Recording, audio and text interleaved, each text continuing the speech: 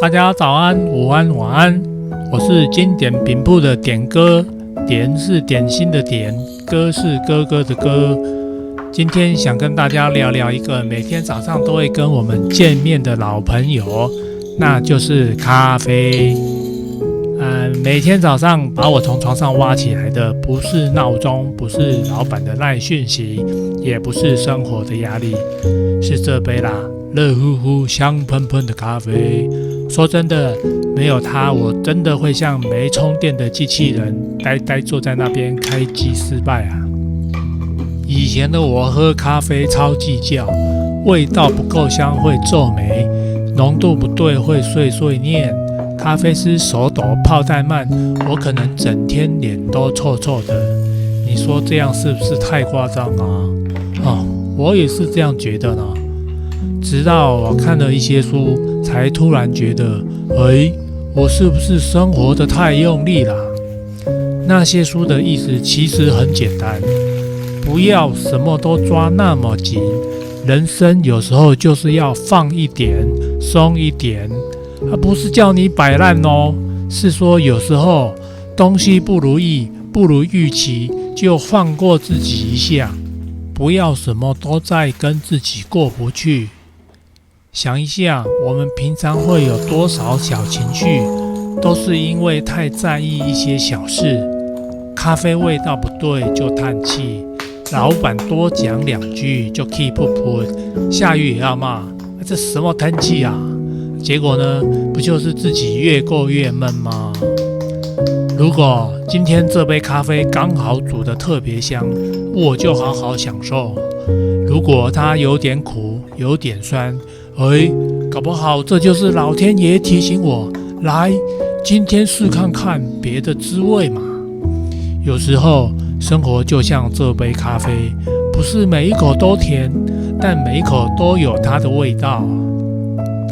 以前呢，我总觉得要开心一定要有原因，咖啡要好喝，天气要出太阳，户头要有钱才行。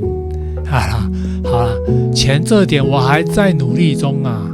但后来发现，有些人不管喝到什么咖啡，都笑得很开心呢。为什么呢？因为他们懂得，开心是自己决定的，不是咖啡决定的。有一次啊，我朋友泡了一杯超级奇怪的手冲，苦到像喝中药啊，结果我笑到不行。那一刻啊，我突然发现，原来咖啡不好喝也能变成一个好故事耶。你本来想点拿铁，结果店员给你卡布奇诺，第一反应是不是 Hello 搞错了耶？但喝了一口发现，这嘛不错哦。